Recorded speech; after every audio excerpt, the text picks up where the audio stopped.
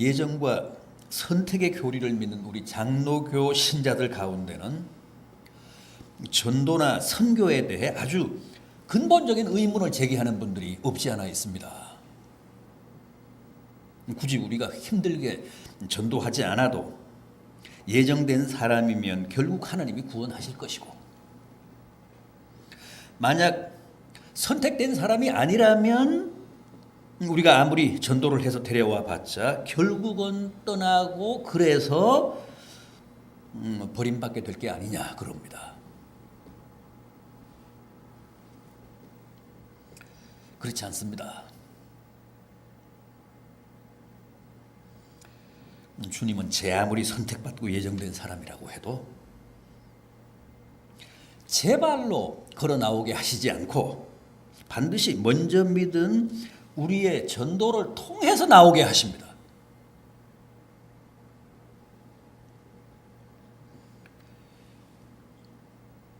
하나님께서 전도에 미련한 것으로 택하신 자들을 구원하시기를 기뻐하시도다. 고린도전서 1장 21절 말씀이 바로 그런 뜻입니다. 아무리 예정된 사람이라도 선택받은 사람이라도 먼저 믿은 우리들의 전도를 통해서, 전도에 미련한 것을 통해서 그들을 구원하신다는 겁니다. 굳이 왜 그렇게 하실까요?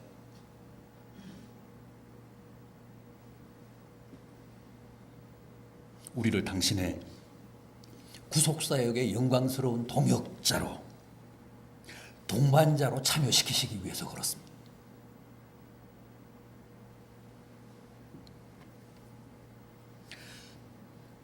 우리에게 훗날 큰 상급을 주시기 위해서 그렇습니다.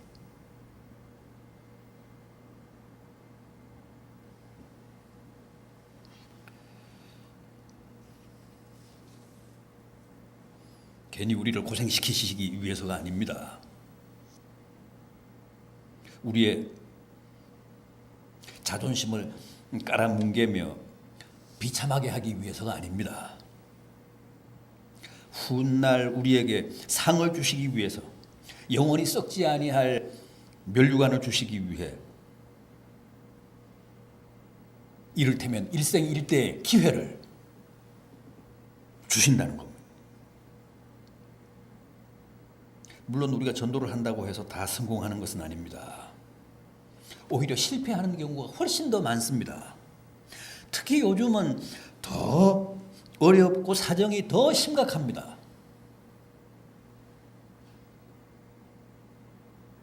우리가 힘써 전도를 해봤자 성공하는 예가 거의 없잖아요. 그렇게 어려워졌습니다. 그럼에도 우리는 계속해야 합니다. 그렇지 않습니까? 우리로서는 누가 과연 택함받은 하나님의 자녀인지, 누가 과연 예정된 하나님의 백성인지를 알 수 없기 때문에 그저 모든 사람들을 상대로 무작위로, 무차별로 기회 있을 때마다, 아니 기회를 만들어서 전도해야 합니다. 하나님은 그렇게 해서 당신의 백성을 당신 앞으로 이끌어내시기를 기뻐하십니다.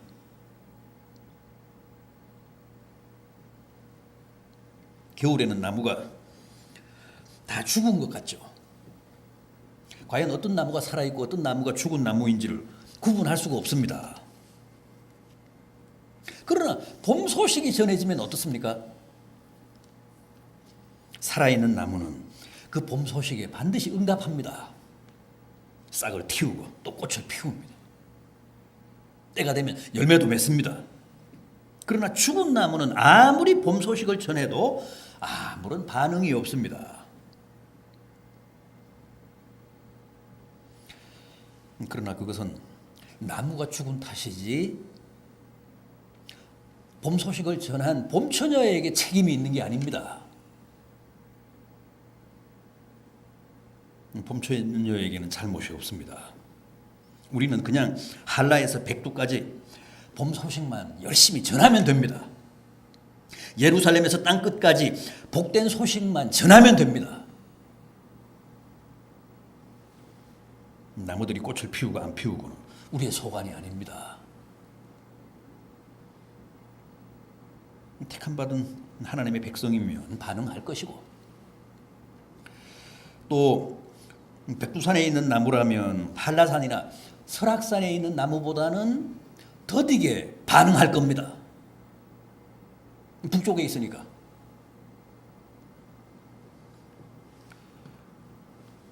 우리에게 중요한 것은 그게 비록 미련한 짓일지라도 절대 전도 그 자체를 외면하거나 남의 일로 치부해서는 안 된다는 거예요.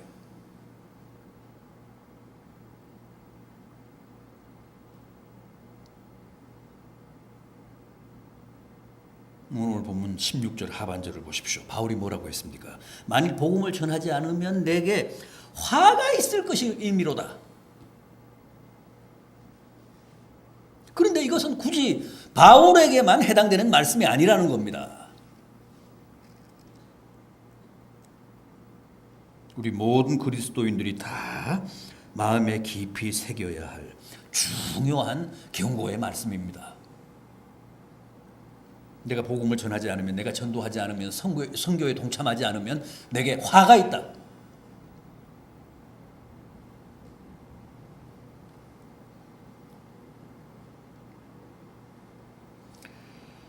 그리고 전도하는 사람들이 또 하나 꼭 기억해야 할 사실이 있습니다.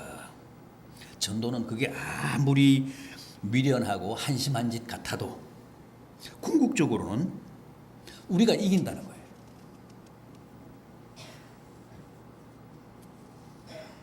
전도는 마치 다윗과 골리앗의 싸움과 같습니다. 다윗과 골리앗 얼마나 황당합니까? 상대가 됩니까? 게임이 됩니까? 한쪽은 전쟁의 달인이요, 완전 무장한 2m 90의 거인입니다.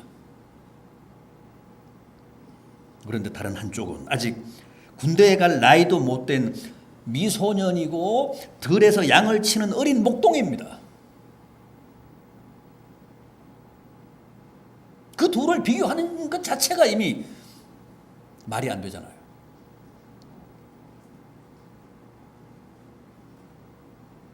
다윗에게는 몸에 맞는 갑옷이 없었습니다. 들고 나갈 무슨 무기가 없었습니다. 다 벅찼습니다. 그러나 그 말도 안 되는 그 무모한 싸움에서 결국은 누가 이겼습니까? 다윗이 이겼습니다. 다윗이 그 천하무적의 영웅 골리앗을 쓰러뜨리고 달려가서 그 목을 칼로 베었습니다. 이게 전도라는 거예요.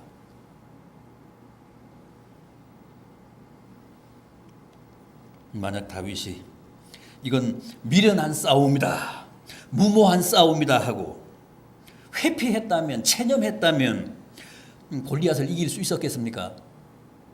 골리앗을 제압할 수 있었겠습니까? 이스라엘 군대가 블레셋 군대에 이길 수 있었겠습니까?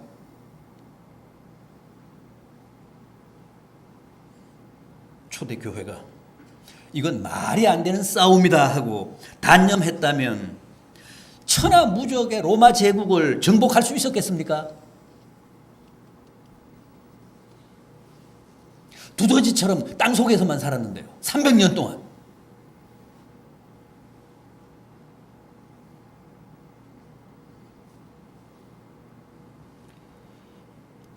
자, 그럼 2000년 기독교사에서 가장 위대한 전도자였던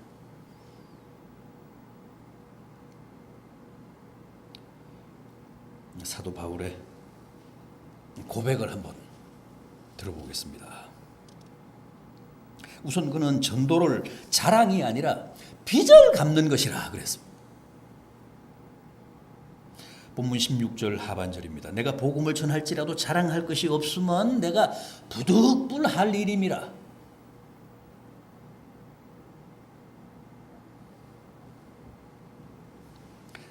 만약 내가 안 해도 되는 일인데 굳이 했다면 그것은 자랑할 만하죠. 그러나 복음 전하는 일은 마치 내가 남에게 진 빚을 갚는 것과 같아서 부득불해야 할 일이기 때문에 전도를 해도 결코 자랑할 만한 게 못 된다는 거예요.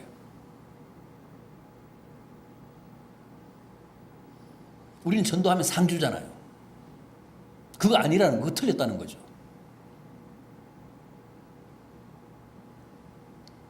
전도는 해도 상 받을 일이 아니라는 거예요. 빚은 꼭 갚아야 합니다. 자신의 기호나 정서에는 안 맞아도 그것과 상관없이 꼭 갚아야 하는 게 빚입니다. 빚지고 사는 것은 사는 게 아닙니다. 빚쟁이에게 시달려 본 분들은 그게 어떤 것인지 잘 아실 겁니다. 어떤 고문인지. 부득불 갚아야 하는 게 빚이고, 안 갚으면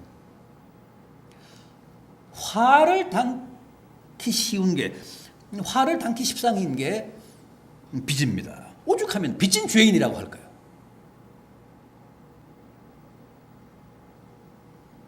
그런데 바울은 우리가 다 그런 복음의 빚진 자라고 합니다. 사실 엄밀하게 말하면 바울은 빚쟁이가 아닙니다. 오늘 우리는 빚쟁이들이지만 바울은 남에게 전도받은 케이스가 아니잖아요. 주님이 직접 나서서 스카우트 하셨잖아요. 그러나 오늘 우리는 누군가 전해준 복음을 접하고 신자가 된 사람들 아닙니까? 여기서 직접 주님의 음성 듣고 교회 나온 사람 없잖아요. 다 먼저 믿은 사람, 먼저 믿은 이웃들을 통해서 우리가 복음을 접하고 이렇게 교회에 나와서 신앙생활을 하고 있는 겁니다. 그러니까 다 빚쟁이입니다. 그렇게 보면 바울은 아니잖아요. 주님이 직접 부르셨잖아요. 그럼에도 그는 누구보다도 복음의 빚쟁이 의식에 투철했습니다. 복음을 전하지 않으면 내게 화가 있다. 이 빚을 갚지 않으면 내가 영창에 잡혀간다. 그런 의식으로 복음을 전한 사람입니다.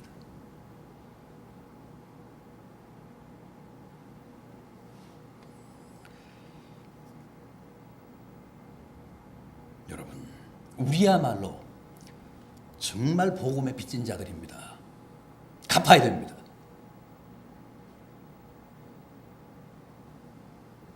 내가 남이 전해준 복음을 듣고 예수를 믿게 된 것처럼 나도 이웃들에게, 남에게 복음을 증거해서 그들로 하여금 주님을 믿게 해야 합니다. 그래야 비로소 빚을 갚는 겁니다.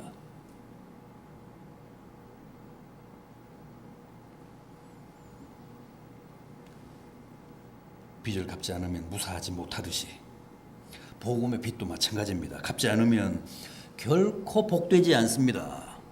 그들의 핏값을 너희 손에서 찾는다고 하시지 않았습니까?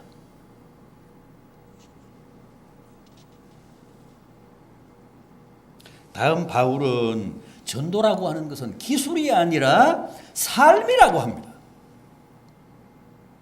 이 본문 18절 19절을 보십시오. 오늘 본문 18절 19절을 보십시오.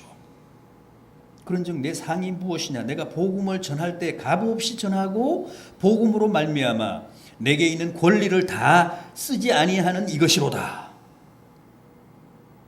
내가 모든 사람에게서 자유로우나 스스로 모든 사람에게 종이 된 것은 더 많은 사람을 얻고자 함이라.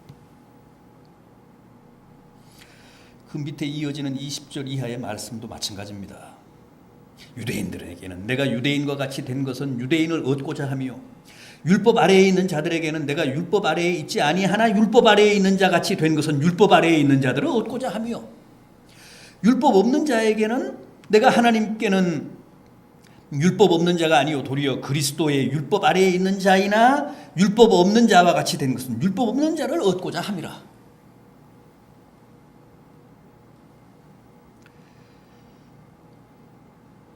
자기는 유대인들에게는 유대인같이 율법 아래에 있는 자들에게는 율법 아래에 있는 것 같이, 또 약한 자에게는 약한 자에게 약한 자인 것 같이, 이방인들에게는 이방인 같이 그때그때 그렇게 변신하며 복음을 전했다는 거예요.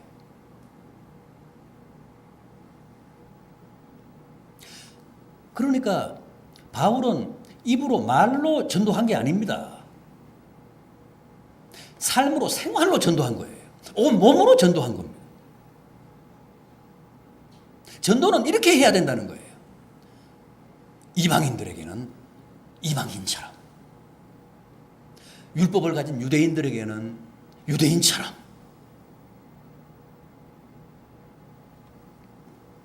그렇게 그들과 함께 호흡하며 함께 살며 온 몸으로 모범을 보이며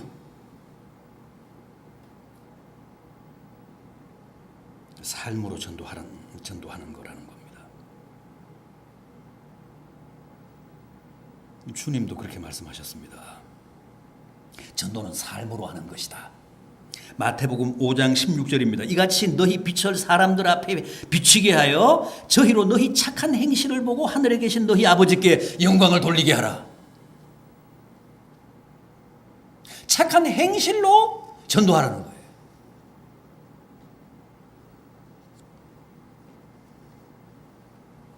자기의 권리를 스스로 제한하고 남을 섬기고 내 몸을 쳐가며 삶으로 하는 겁니다. 18절 하반절 말씀 중요한 말씀입니다. 내게 있는 권리를 내가 다 쓰지 않는다. 또 마지막 오늘 본문 마지막 27절도 보십시오. 내가 내 몸을 쳐서 전도한다. 내가 남에게 전파한 후에 도리어 자신이 버림을 당할까 두려워해서다. 우리는 전도는 입으로 하는 거라고 생각하잖아요. 이 화술로. 어디에도 그렇게 말씀하는 곳이 없습니다.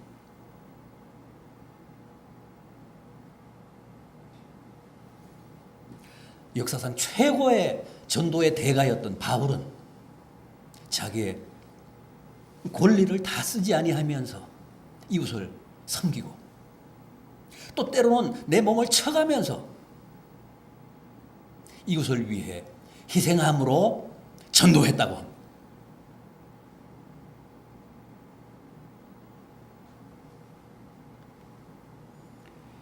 그러니까 전도는 기술이 아닙니다. 방법이 아닙니다. 삶입니다. 생활입니다. 착한 행실입니다. 왜 갈수록 전도가 안 될까요? 왜 갈수록 전도가 힘들까요? 왜 사람들이 성경은 좋아해도 기독교는 싫다고 할까요? 자제하고 희생하고 양보하고 타협하고 자기를 쳐가며 복종해야 하는데 그래야 사람을 얻을 수 있는데 지금은 그런 게 점점 사라져가기 때문에 안 됩니다. 우리가 자신의 몸을 쳐가며 이웃을 전도할 의사가 없잖아요. 뜻이 없잖아요. 그런 의지가 없잖아요.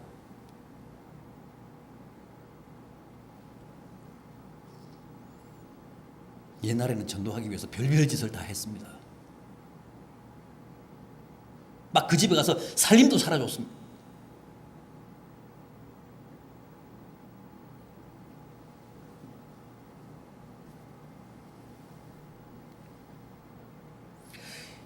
이제는 기독교인들이 더 지독하다고 하잖아요.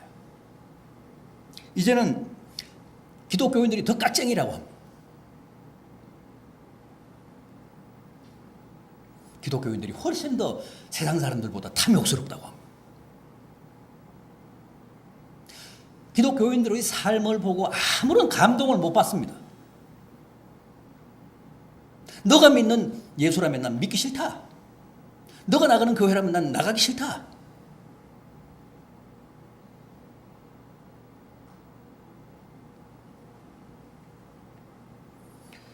그런데 무슨 전도가 되겠습니까?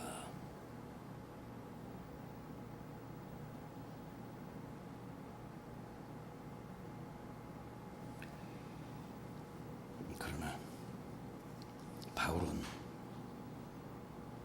삶으로 전도하라고 합니다. 자기는 평생을 그렇게 자기 몸을 쳐가며 자기의 고난을 스스로 제한해가며 전도했다고 합니다.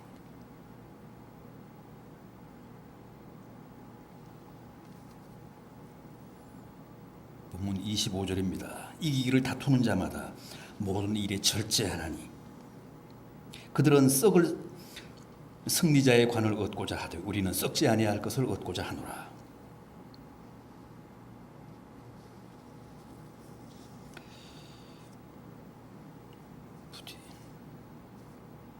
전도왕이었던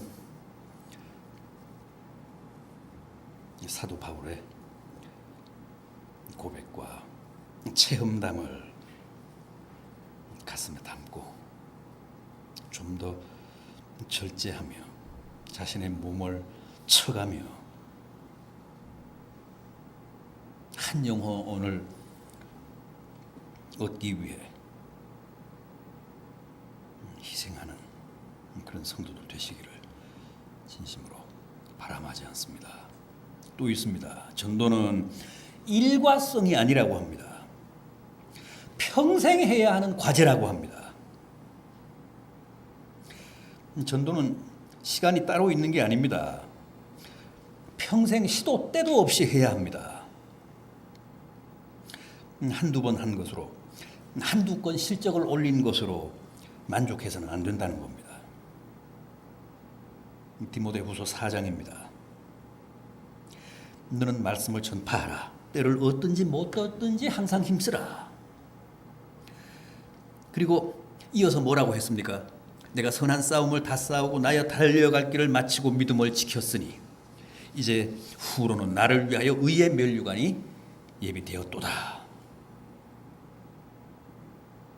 그러니까 전도라는 것은 달려갈 길을 마치기까지 의의 면류관을 주님으로부터 얻기까지 최후의 순간까지 계속해야 한다는 것. 전도에는 은퇴가 없습니다. 전도는 죽을 때까지 현역입니다. 전도에는 정년이 없습니다. 전에 구도연 목사님, 돌아가신 구도연 목사님 그랬잖아요. 90이 넘도록 허리를 90도로 꺾어가지고 다니시면서 전도했잖아요. 정말 그분은 돌아가시기 직전까지 전도하시다가 가셨어요. 원래 전도는 그렇게 하는 거라는 거죠. 바울도 그랬습니다. 전도에는 은퇴가 없다. 달려갈 길을 다 마치기까지 하는 것이다.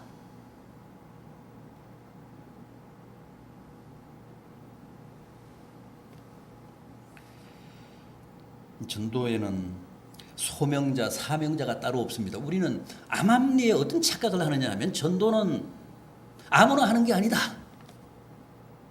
전도는 하는 사람이 따로 있다. 유별나게 믿는 사람.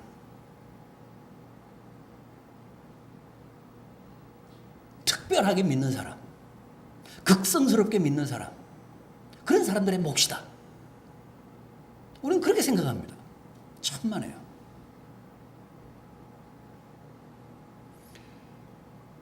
모든 신자가 전도의 사명자입니다.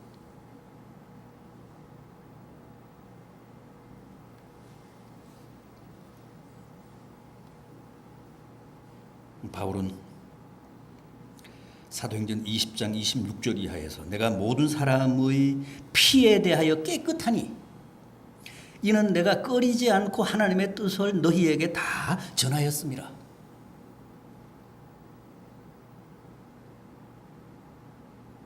아까 낮에도 말씀을 드렸습니다만 이 시대의 모든 불신자들은 이 시대 모든 신자들에게 주어진 전도 목표입니다. 전도의 목표치입니다. 그렇지 않습니까? 생각해 보십시오. 이 시대 불신자들에게 누가 전도할 수 있겠습니까? 그들과 동시대를 살아가는 신자들이 그들에게 전도할 수 있잖아요. 전도해야 되잖아요.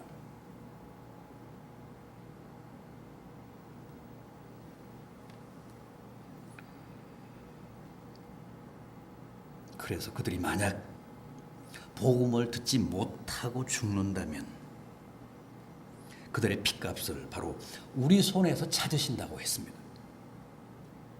에스겔 33장 8절 하반절입니다. 내가 만약 악인에게 경고하여 그 길에서 떠나게 아니하면 그 악인은 자기 죄악 중에서 죽으려니와 내가 그들의 핏값을 내 손에서 찾으리라.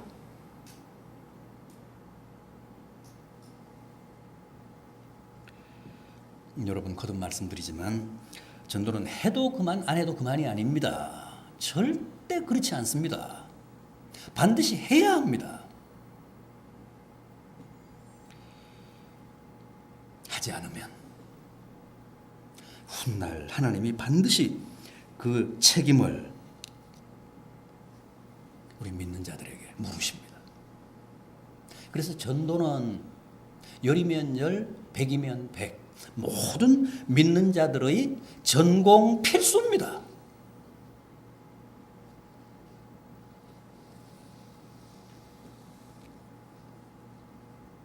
그래서 주님도 유언처럼 우리에게 전도를 지상 과제로 주셨습니다. 바울도 전도에 목숨을 걸고 고군분투하다 순교했습니다. 부디 전도합시다. 좀 더 책임감과 위기의식을 가지고 바울처럼 빚진 자처럼 또 삶으로 또 반짝 한순간만이 아니라 평생을 두고 다름질하듯 전도에 최선을 다하는 성도들 되시기를 진심으로 기원합니다. 기도하시겠습니다.